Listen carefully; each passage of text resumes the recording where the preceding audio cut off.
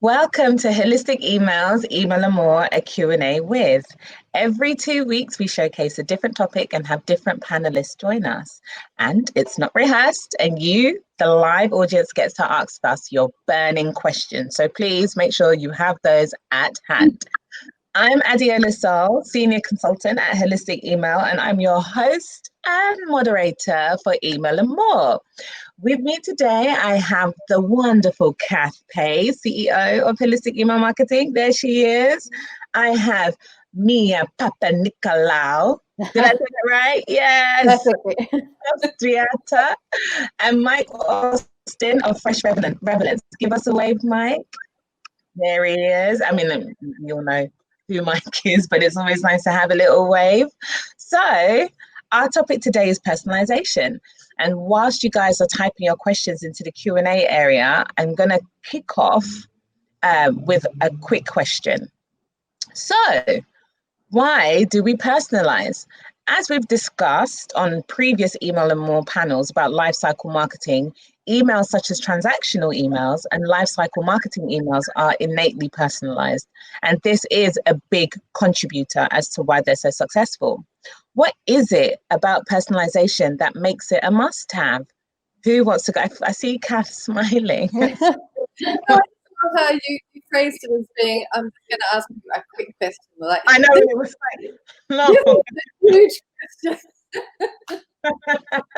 But I think you would like to jump in on this. Absolutely. I think that personalization is a must-have just from the perspective of the customer experience. I need to know that, especially in this day and age, you know me and you understand me, and everything is going to be easy. Yeah. And it's not just the email that's personalized with information that's relevant to me. It's the entire journey. So once I click on a link and I go to a form, does it have my information pre-populated, or I feel like you knew me in the email and now I'm a stranger and I have to re-input all of my details? So the personalization is important from beginning to end, because it makes a difference to that customer experience. Absolutely. Yeah, I can't agree with you more. I taught a course for e-consultancy. So it was the first course that they've ever done on personalization. It was 4 channels, right? It wasn't.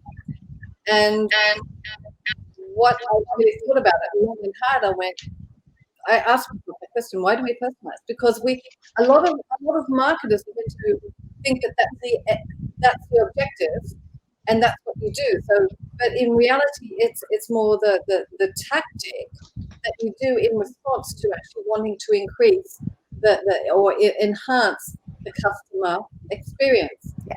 That's actually your objective, rather than your objective isn't to personalize.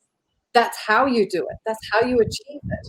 And so that's why I called the course, personalization, how to enhance or using personalization to enhance the customer experience. Because I think that it's just so that they're so innately connected. And I think that then, if we can really understand that, we're going to realize that the metrics that we use when we're testing, it affects everything that we do with personalization. Yeah. I mean, it's a really great question, and I think there's a whole set of different answers. So ultimately, the business reason for a lot of clients is they personalize because they want to sell more.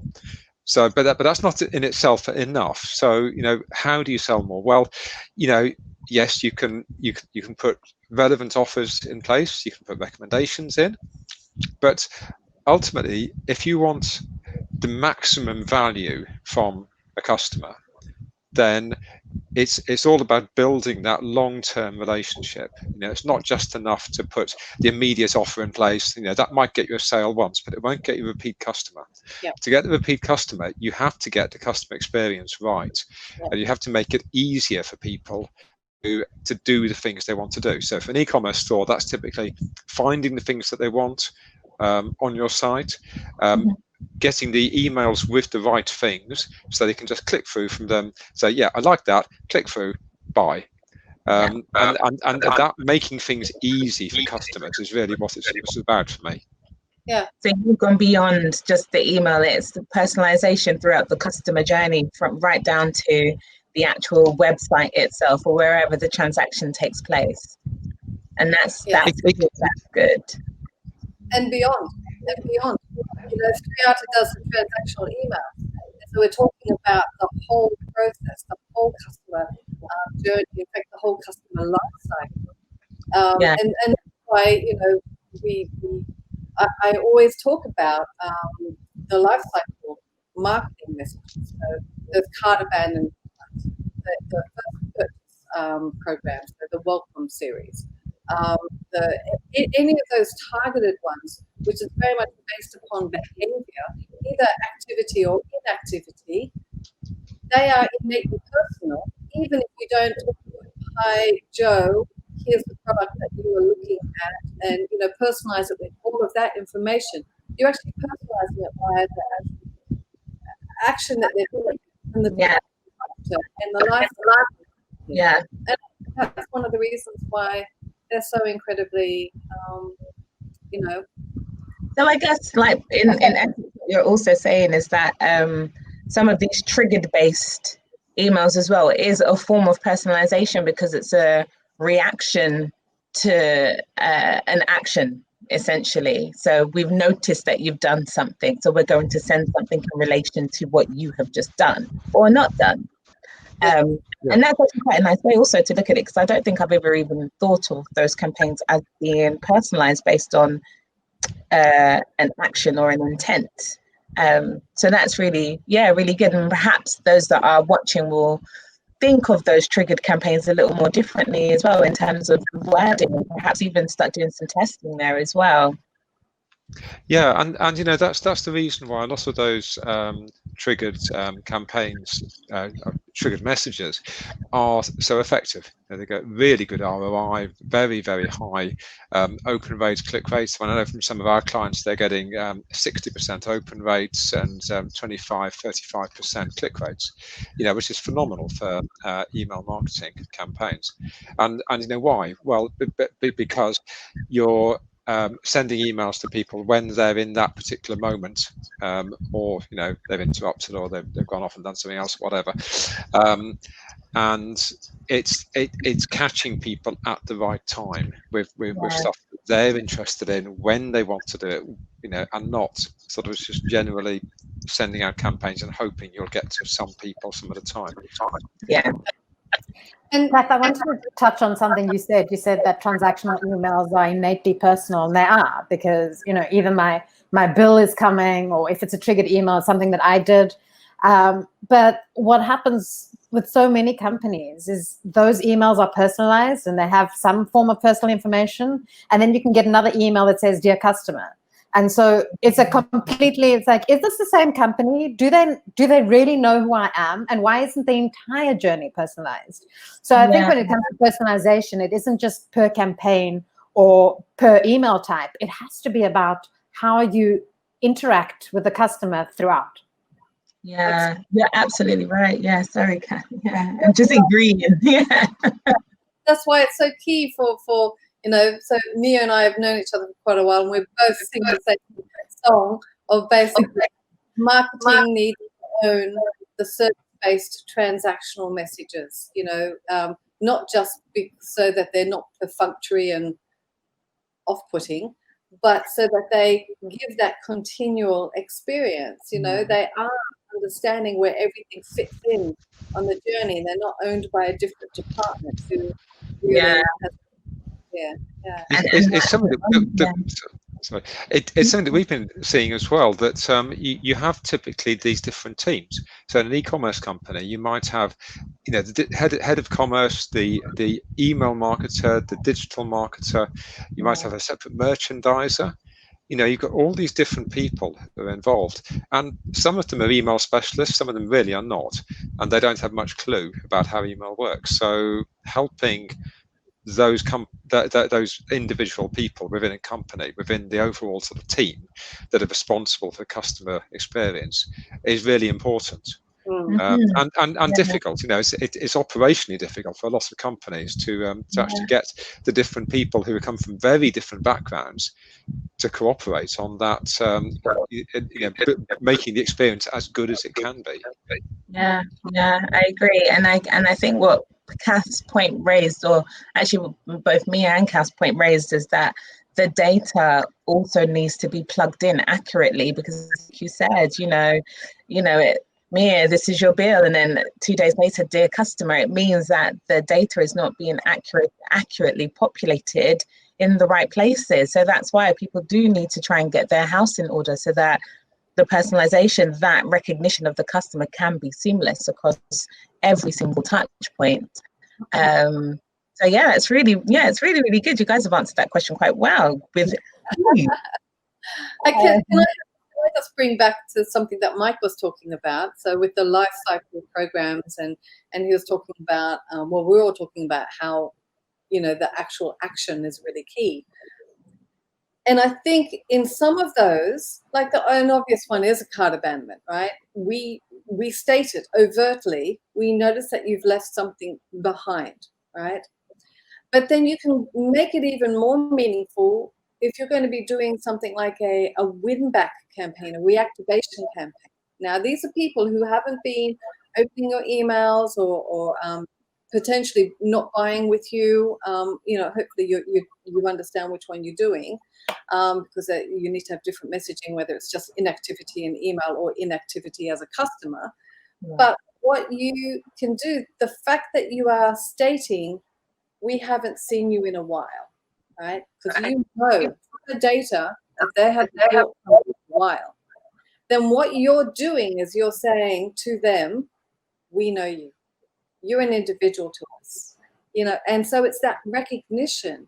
And I think that's one of the reasons why personalization works so well too. It's, I sort of talk about the Maslow's hierarchy of needs. And to a certain extent, this kind of fits in with this, because people want to be recognized, don't they?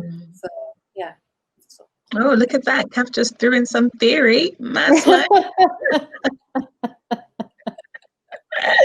Oh, okay. Let's see if we can get any more in during this call. I don't know any, so we're gonna help me out. But let's move on to the next question. This one is nice and sweet and short, so I should have led with this one. We currently do minimal personalization. I want to do more, but I don't know where to start, and I'm overwhelmed. Please help. Who wants to help this person? I can give it a go. Okay. So I think I would start with the quick wins. It's there's so much you could do. Yeah. That I think it's important just to focus on the easiest things. So the things that you can set up once that are not going to take you a lot of time. So obviously it depends a little bit on the sector you're in. Retail is a bit different to some other sectors. If you're in publishing, then you've got slightly different tactics that you can actually use within that kind of general quick wins thing.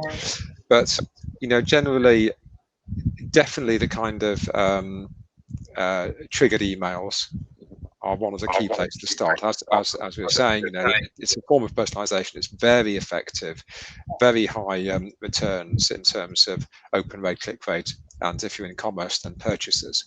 So that's got to be a place to start focusing some of your limited amount of time. Yeah. After that, if you're in commerce, or probably actually some other areas as well, then I'd start to look at things that update automatically, like recommendations. They're a really easy, very effective thing that you can set up in your email campaigns. You can just put a standard recommendation block everywhere, put in triggered emails as well, if you're allowed to, by the sort of marketing to transactional split that I'm sure Mia would talk more about. But that kind of automatic content is also great, because you set it up once and then it just keeps working for you. So if you're time pressed, and let's face it, every marketer is, then it gives you a sort of ongoing return. So yeah, that's probably the place I'd start. don't know, probably I've talked enough for start.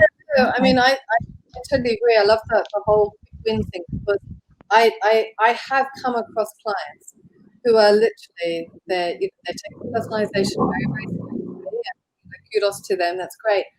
But they're wanting everything to be perfect before they launch it. Whereas I say, you know, the old, what is it, adage, or how do you eat an elephant? How hideous is that?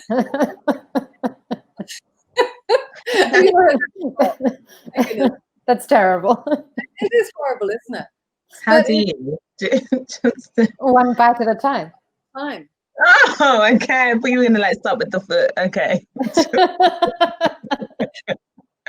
So basically, it just means like dip your toes in, right? Dip your feet in the water, go in and do those wins, get some phenomenal ROI.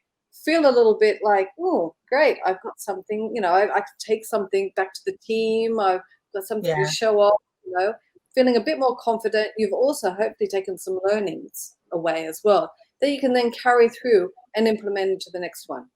So whatever you do, I do not recommend waiting until everything is absolutely perfect.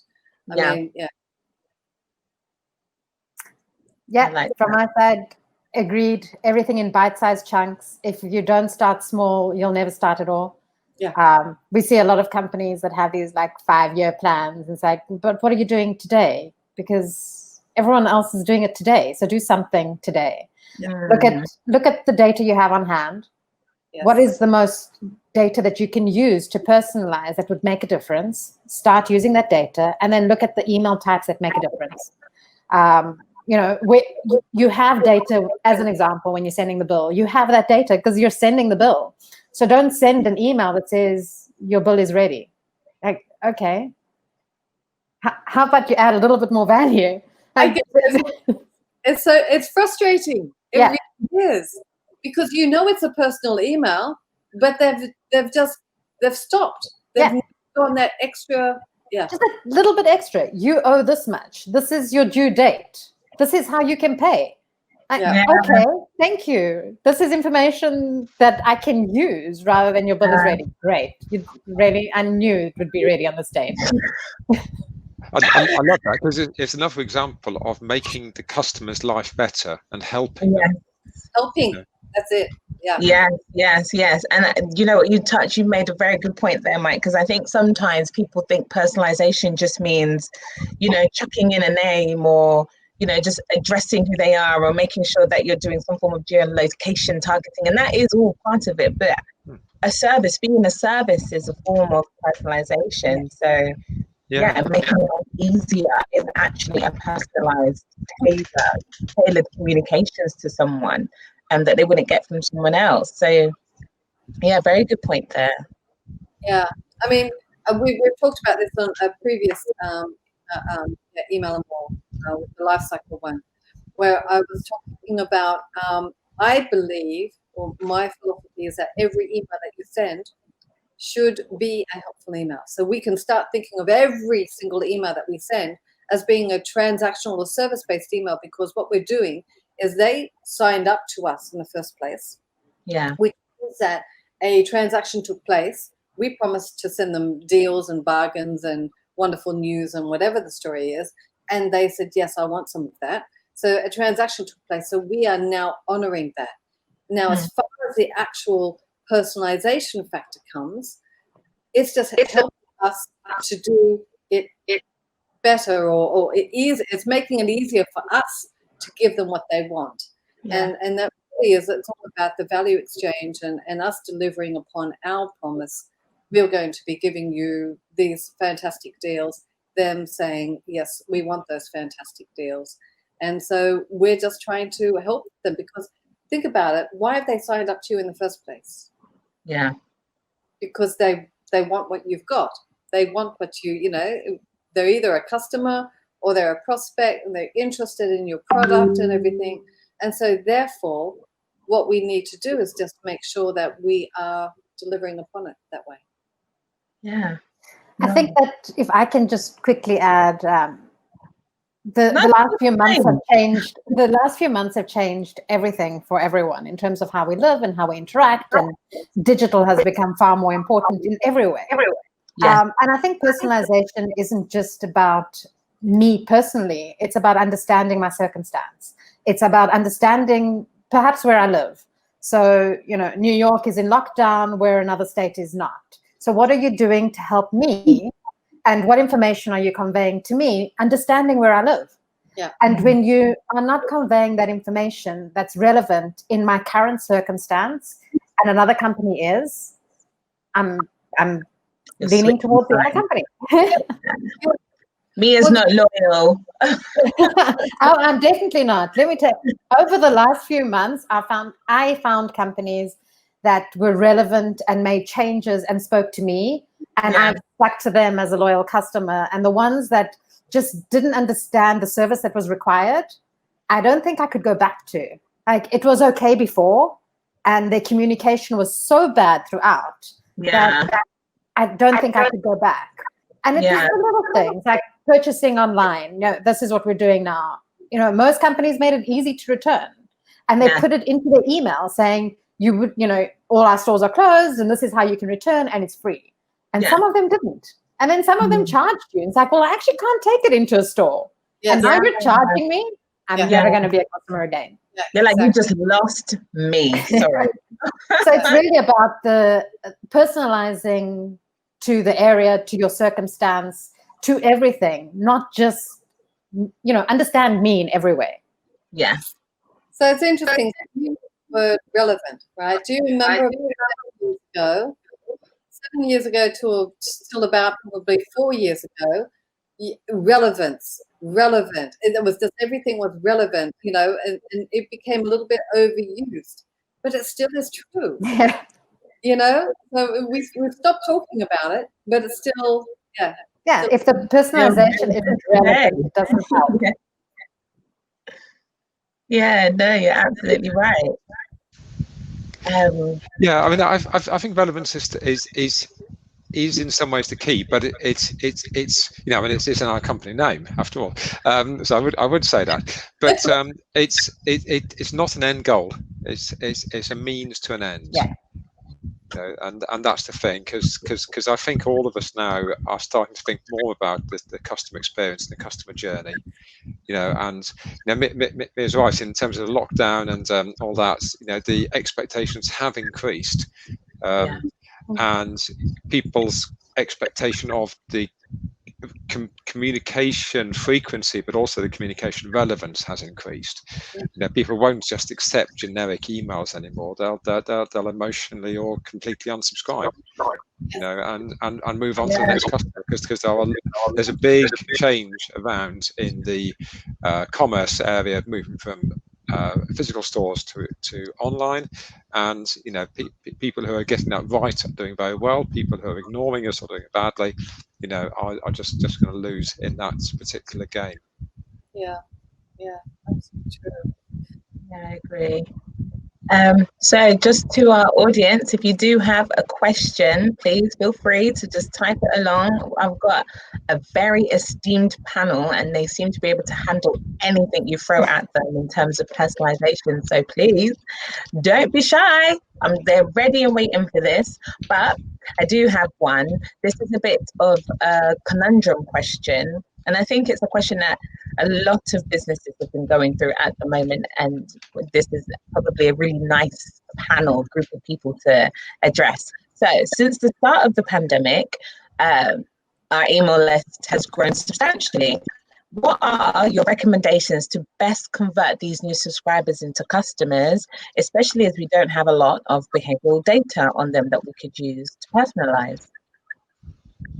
Like, everyone is experiencing an influx of new customers, a new wave of people, and also a new demographic. There are loads of people that weren't necessarily e-commerce inclined, so like the older generation, that are now finding themselves having to pick up these new IT skills in order to keep up and transact online. And a lot of them are experiencing this wonderful boom, and they're enjoying Zoom calls and you know, Google Meet chats and everything else. So there's like a whole new host of people that are now online. So how can they target and single these people, but make it relevant without knowing so much on them? I think, just very briefly and generically, you don't know much on that person, but you do understand how people within the area or the demographic have acted and reacted. So when you say, you know, people within your area or people with your interests have liked this, and maybe this is what you, so you start making it personal by grouping them into a group and saying other people have liked this, you could too. Yeah. And then the more they click, or the more they interact, or then if they become a customer, you then start understanding them and being able to personalize. But without having any of that history, it has to be generic to something that they fit into, whether it's a demographic or an area, or what they may be interested in because they clicked on it. Yeah. And you can always, which is what Fresh Relevance does, is you can also, they've come to sign up to you, right? And they've just signed up, but do you know what they've done to sign up? They've gone on the website. So what have they been looking on, at the website? So what product categories or what pages? Is it a service page? Where how far down the funnel did they go through the purchase funnel? So you can be personalizing with all of these kind of things, even if it is just to the category, not to the individual product. So you can bring in that website behavioral data. Yeah, definitely. And the other thing I think that's interesting is, as Mia was saying, the crowdsourced idea. Because it's not just about about those things, but also what's happening right now. And we saw this particularly in the pandemic. What are the currently selling products? What are the things that other people are interested in? And getting that kind of data out is also useful, because it means that if you've got, particular products maybe in your store that are really interesting, then actually promote those to the email list. They're the ones that new subscribers are probably quite likely to be interested in, because they found your site for a reason. They found it now. They didn't find it 6 months ago. So try those things. See if you can get the clicks, maybe some product page views off the website as well. If they go further and get through to the cart or the purchase, then great. You're beginning to build like real sort of gold data. But even the early things like the clicks and the page views can be really positive and help to enhance your knowledge of people. So I think for me, it's that kind of progressively getting to know people better. So you start with the crowdsourced, you start with maybe, the country they're in, even if you might know that from the data capture, and then go through and start to use all the behavioural data you can get out of all the interactions that they have with you. It's interesting that none of us have actually gone and said, okay, so you need a whole ton of informed data. Add all these questions to the form. We didn't jump on that, which is most often would be we don't have any other data, so we need to ask them questions.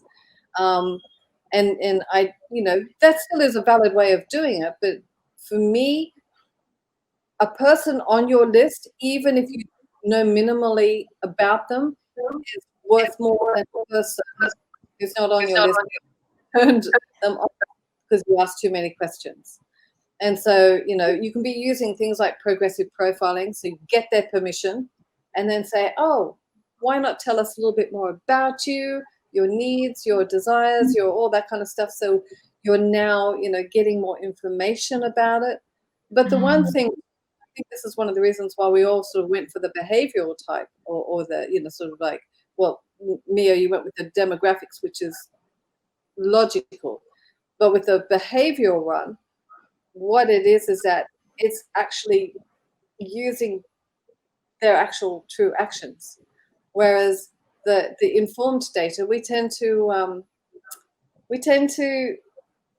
see ourselves as being our ideal self, don't we? We Yeah. kind of, yeah. And so we've got this ideal self. Oh, I like this. I'll click on this. I always give this example, right? So I like mulberry handbags. And so, you know, if I was ever to go and sign up to, you know, a John Lewis or anything like that, and they go, what brands do you want? Oh, mulberry, definitely, right? Do I own a mulberry? Am I ever going to buy one? I would like to think that I would, but I can't guarantee that I will, right? But if they then start to actually be personalizing it, give me that the mulberry handbags, because that's what I've asked for. So absolutely give that to me and delight me with them. But at the same time, you need to be giving me personalization based upon what it is that I have been, specific items I have been browsing and I have been buying, Gap jeans, skirts, you know, things like that. And that way you'll actually be making money from me as well as keeping me happy. So then you're talking about the layered kind of thing.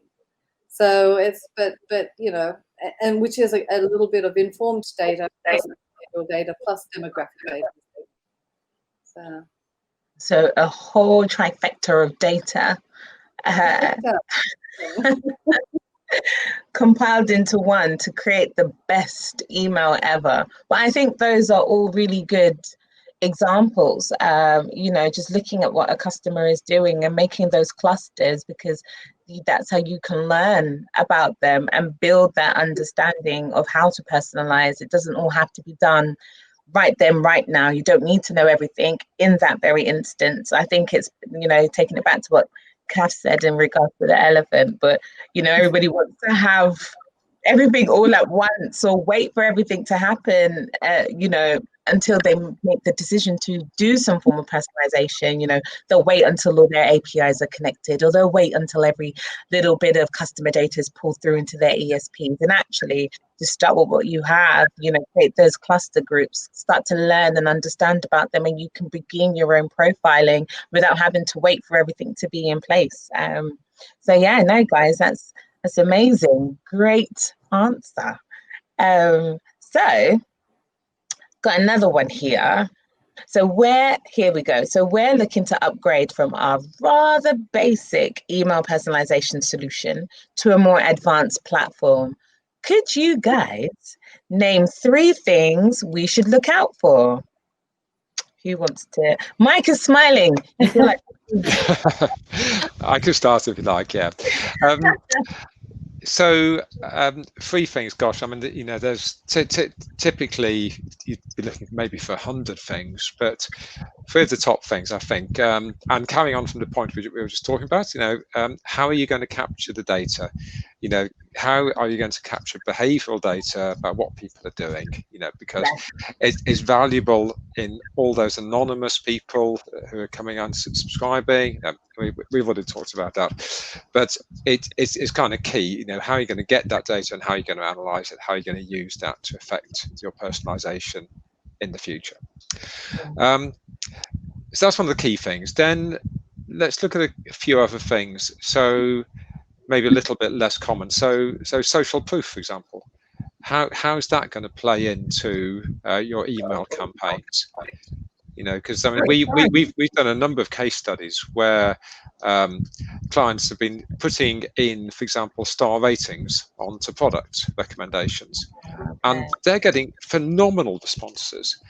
You know, 40% click-through rates, enormous increases in revenue per email, and all those kind of things. So it can be very, very powerful. Well worth thinking about that if you're involved in any kind of commerce.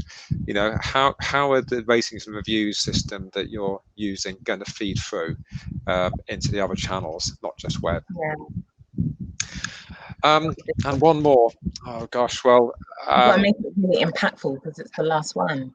It's there's so many things to choose from, but let me cheat by saying AI and personification. So personification is about how you personalize without identity. So it's that we're talking about that early stage where you've maybe just captured the email address, but you don't really know anything about that person. you know, and what are the techniques you can use in that? So we've been talking about some of them, like you know, crowdsourced. So what's the current thing of the moment about? What's that person's, you know, what's people in that geography like in that country? But also some other things like, you know, looking at the data you've got about that person when they first signed up. You know, what can that tell you? You know, maybe you know what the weather's like where they are.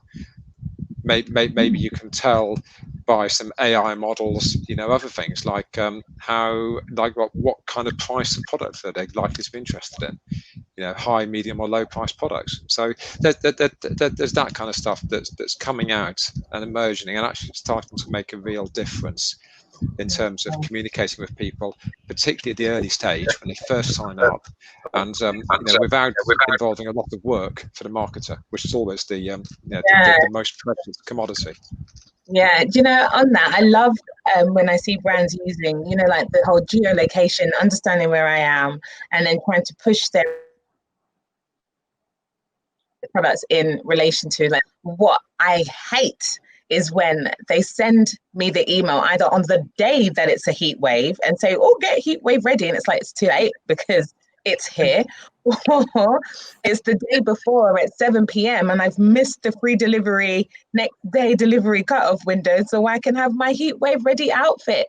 You know, so, you know, timing, it's very personal to me. Timing is key. Don't inform me that there's a heat wave coming on the day that I'm already sweltering. Okay, it's just no.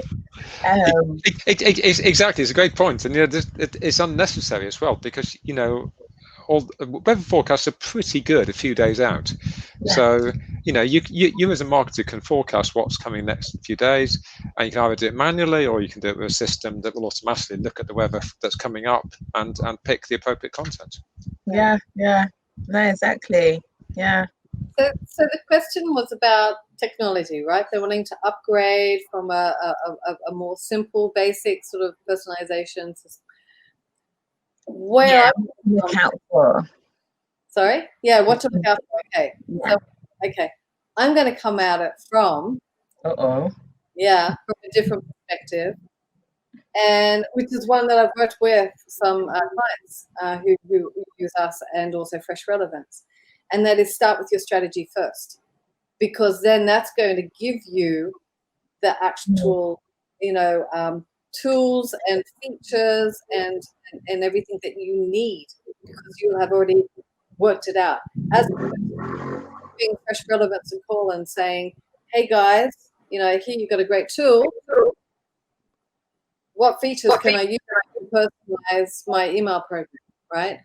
You kind of like, it is a great tool, but it's the tool that you use to deliver upon your strategy, to bring your strategy to life, rather than starting with the technology and working backwards.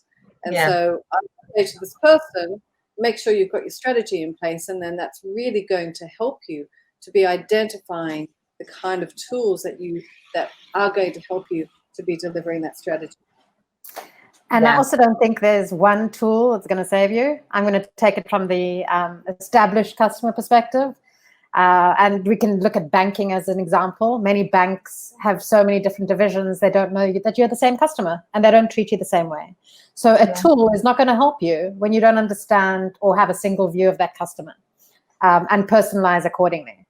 So, you know, I think there are many platforms in order for you to actually get the result that you need at the end in terms of having personalized and relevant communication. And it's not one single tool that's going to do that. It really is about starting with your strategy, looking at your data, looking across all the silos, and then looking at how do we get these out? And, you know, is it a campaign tool that we need versus a triggered tool that, you know, are we just personalizing versus hyper-personalizing? Are we looking at the next best action for the customer, or do we need them to take this action today? So the strategy is everything. And then taking it from there. And I don't think that there is one platform that will solve everything. I agree. You're all being very controversial with this one. I like it. Okay, no, but this is good, and I think there are some great points there as well, especially looking at the strategy and starting off with your looking at the problems that you're trying to solve first, and then seeing whether or not there is something out there that helps you alleviate those problems and fixes those things for you. So yes, because then you don't end up having a piece of technology that you don't know how to use, or it becomes redundant within your plan because you didn't put that forward first. But also acknowledging, like you said, Mia, that things happen in silos for some businesses. So it's making sure that there is that holistic view on everything. Okay. So this is a nice one. So in addition to personalization, what are other proven tactics to increase email conversions and revenue? Who wants to lead? I know it's nice, but it's like not nice. I'm happy to contribute and then hand over to Mike.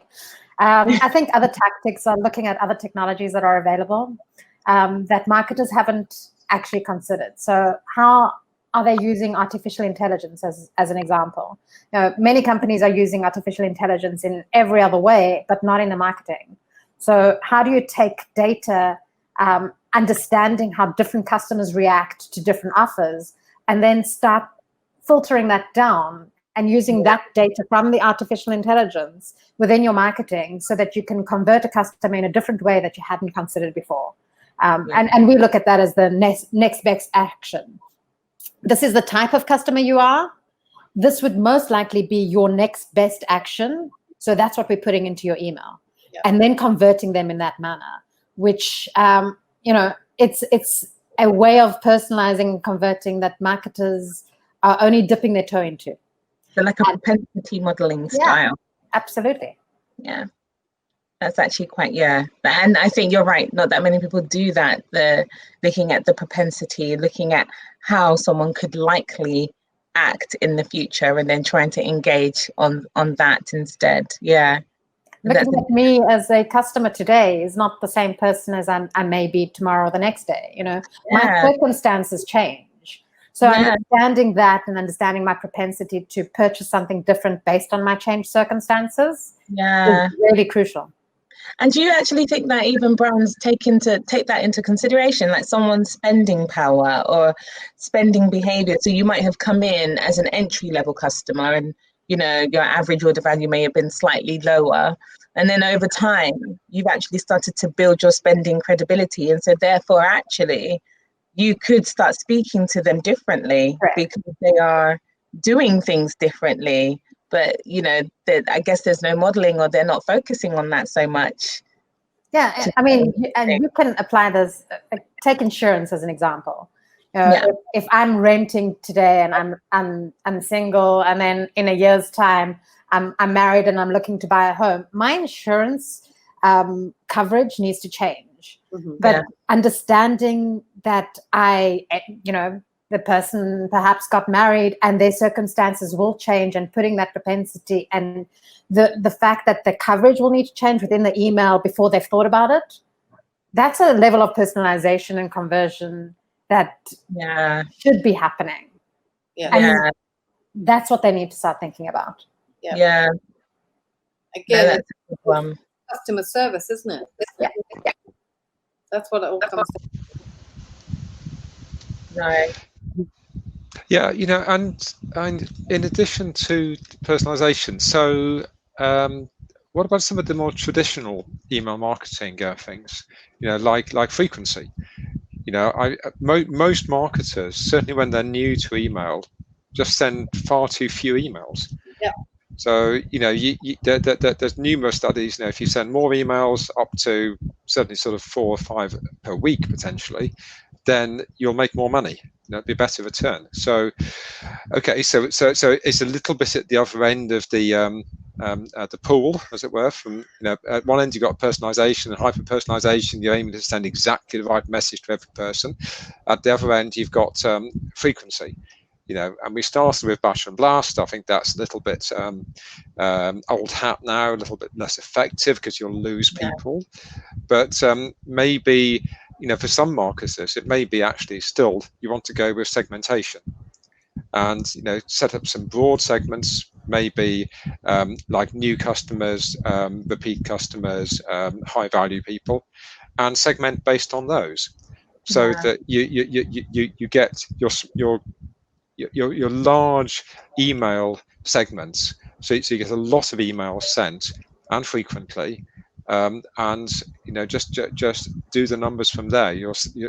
Even if your click-through percentage is less, or your purchase per email percentage is less, you're still going to make more money because you're sending more email. That's it. So it's called, it's the reach. You're increasing your reach because it's not the same people that are opening up the campaigns.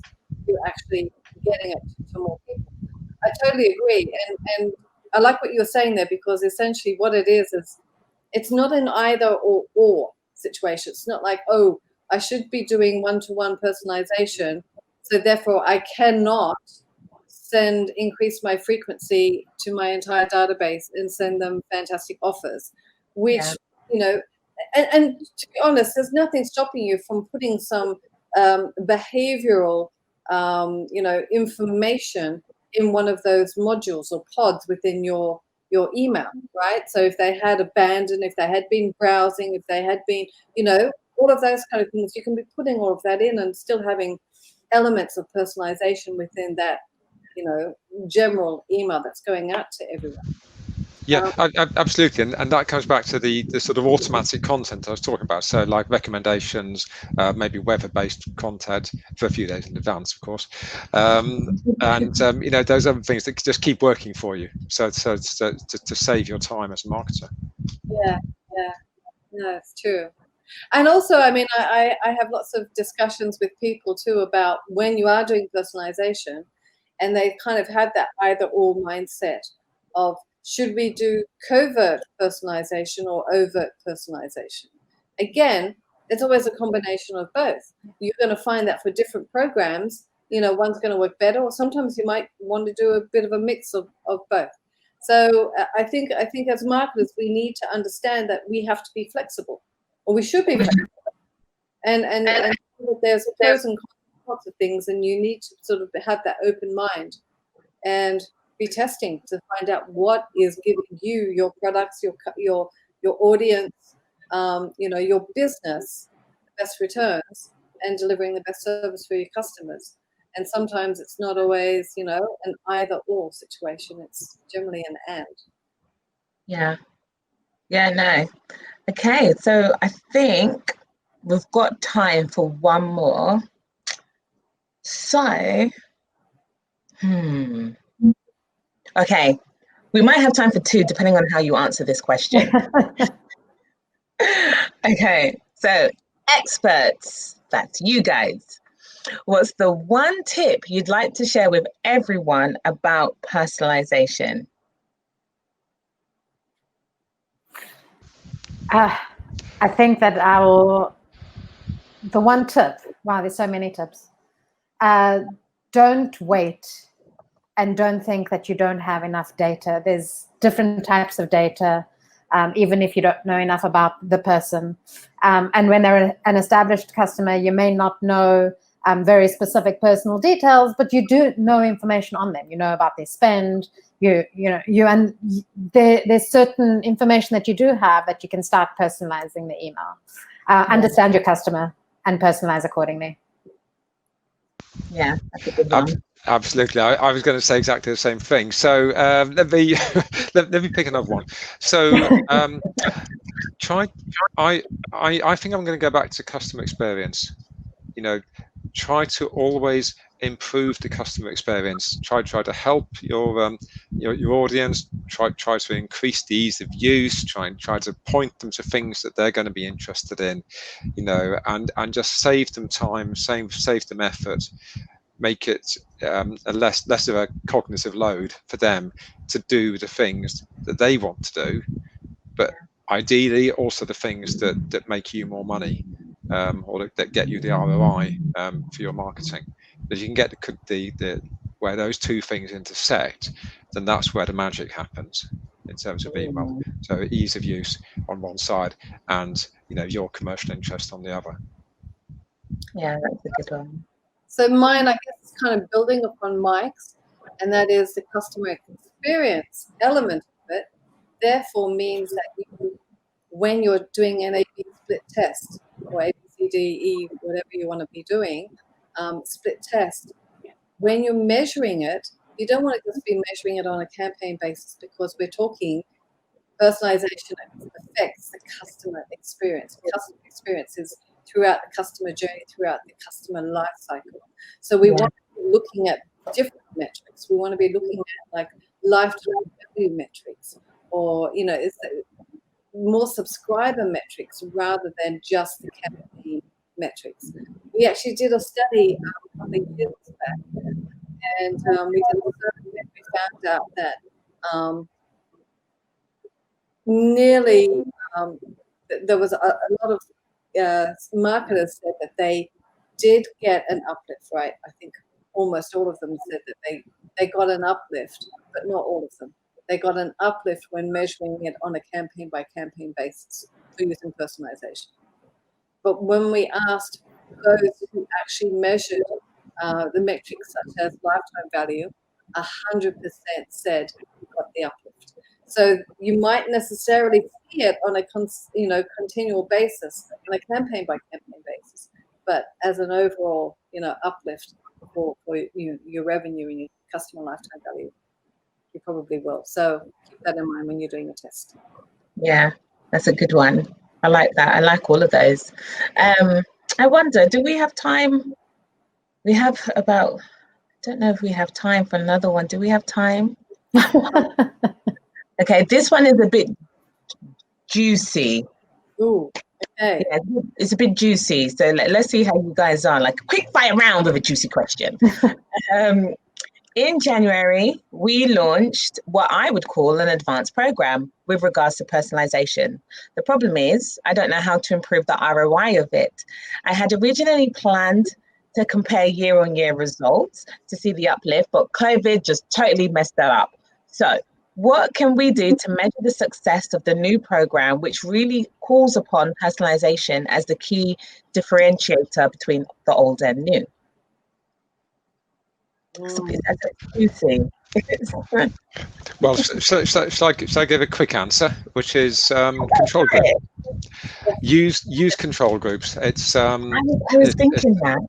It's the way to go with this. I mean, because it's a situation that lots of companies are in, right? So there's COVID has completely destroyed anything, whether you're doing year on year or quarter to quarter or month to month or whatever. There is no consistent historical data that you can use and rely on, which is almost unprecedented for marketers. The fact that actually it's just blown away the history. The world has changed.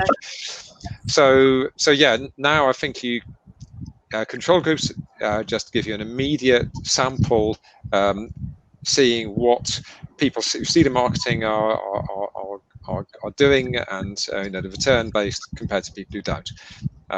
You can achieve the same thing with MVT or A/B testing, but it's a bit more work. So yeah. Anyway, that'd be my offering. I like that. It's a good one. I was thinking that. Does anybody else have anything? I'd have to agree. You don't have any history, and the only way to do it is to split your customer base in some manner to understand the impact. Yeah. Kath is nodding like, yeah, I concur. Absolutely. I think control groups are underestimated. They're not used as often as they should be. But A/B split testing in email altogether is not used as often as it should be. Yeah. Yeah. Yeah. And I think the two in conjunction actually would be pretty good. So you take a cohort out, but then with what you have left, you can then split and see how the impact of your personalization affects one group versus non-personalization against the other. So you can then really start to have some insights there as well, in terms of how effective it is or not, and what to optimize. So yeah, guys, see, Top panelists. Top. Question and really simple answer. Yeah, you delivered it right on time. This is expertise right here in this grid. Wow. Fantastic. Okay, so I actually think we are now calling time. So that's everything that we have time for today. And I really do want to thank everyone online for attending this event and all those in the future who will be watching it on demand. Thank you for your time, and I hope you found this insightful and beneficial. And of course, I also want to thank the amazing speakers for sharing their experiences and expertise. You guys were incredibly concise with those juicy questions. I just mind blown. So everyone, please leave feedback, as we'd love to know what we've done well and where we can improve. So we can keep on bringing you the quality online events and webinars. So thank you, everybody, and goodbye. Thanks all. Bye. Bye.